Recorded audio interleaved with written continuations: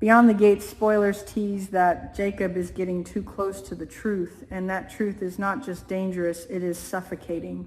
It is breathing down his neck while he pretends to belong inside a criminal network that trades in blood and fear.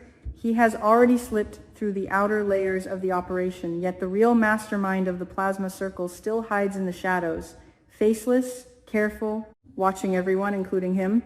Jacob thought infiltrating would be the hardest part, but it turns out staying invisible while digging deeper is worse, because every conversation feels like a trap and every handshake might be a test. This week, the tension spikes when leaks from BTG hint that one member of the plasma circle will finally step into the light, not fully exposed, but enough to send shockwaves, and what makes it heavier is the suggestion that this person is someone familiar, someone who has walked the same halls, shared the same air, maybe even looked Jacob in the eye without flinching. The plasma circle is not just a random gang running illegal blood trade.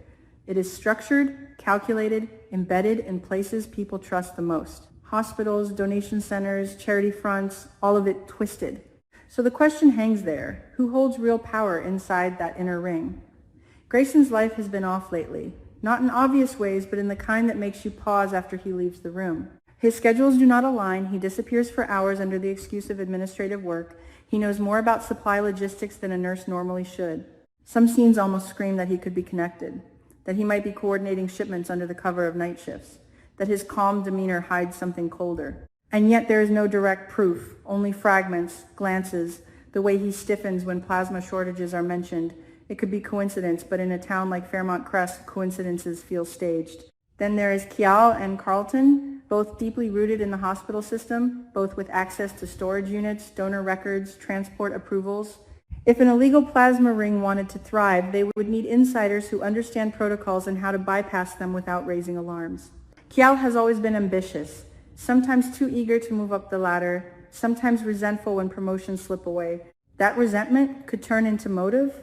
Carlton, on the other hand, hides behind professionalism, always polite, always composed, which makes it worse because people like that can operate in silence for years without suspicion.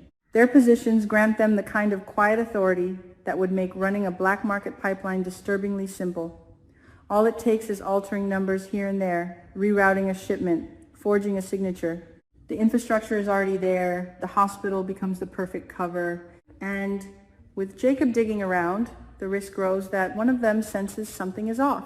Fairmont Crest has also seen new faces lately, and new faces always bring questions. Outsiders can slip into existing systems without the weight of history. They can claim ignorance and learn quickly. Some of these newcomers arrived almost too conveniently, filling vacancies that opened without much explanation. It makes you wonder whether the plasma circle recruits strategically, planting people where they will be useful months later. A newcomer does not attract the same scrutiny as someone with a long, complicated backstory. They can build alliances carefully, observe who holds influence, decide when to act. Jacob has noticed this pattern, but he cannot accuse everyone who shows up with a suitcase and a polite smile. That would expose him faster than anything. And then there is Isaiah. His involvement feels accidental on the surface, yet unsettling the more you think about it. He happened to run into Jacob in that alley on the exact night Jacob was meeting a courier, a man who carries messages instead of phones because the circle avoids digital trails. Isaiah's surprise looked genuine, but was it rehearsed? Did he follow Jacob out of suspicion, or was he ensuring the courier stayed on schedule? The alley scene lingers because it was too precise, too sharp. Isaiah asked casual questions, but his eyes were scanning, calculating distances, exits. If he is part of the plasma circle, then his closeness to Jacob adds a whole new layer of danger.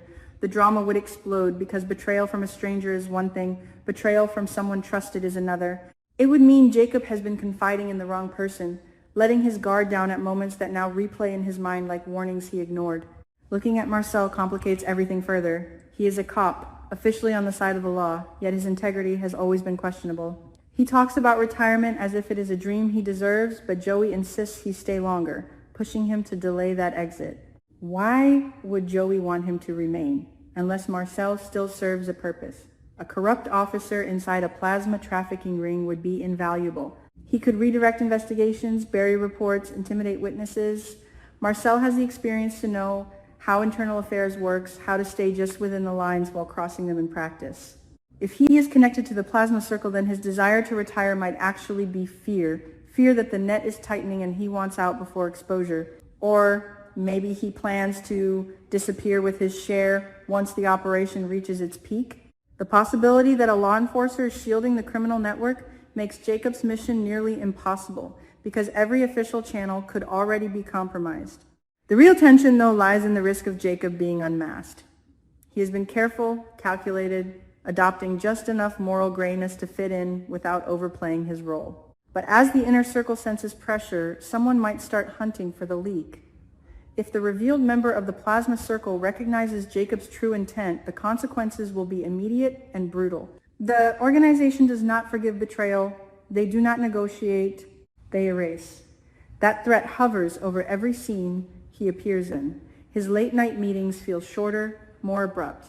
Conversations end mid-sentence as if someone is always listening. The paranoia spreads. If Isaiah turns out to be the insider, the emotional stakes skyrocket.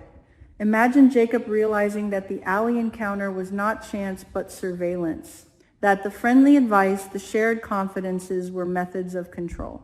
It would fracture not only trust but strategy. Isaiah would know Jacob's habits, his weak spots, the people he cares about. The plasma circle could exploit that instantly. They could threaten allies, manipulate evidence, stage an accident. The show hints at this escalation, at a confrontation where masks fall and words cut deeper than any weapon. The audience is left weighing each suspect because the clues are scattered deliberately. Grayson's odd routines, Kial's ambition, Carlton's access, the newcomer's timing, Isaiah's presence in the wrong place, Marcel's corruption and looming retirement. Each thread could tie back to the same dark core. Jacob stands in the middle of it all, too invested to step back, too exposed to feel safe.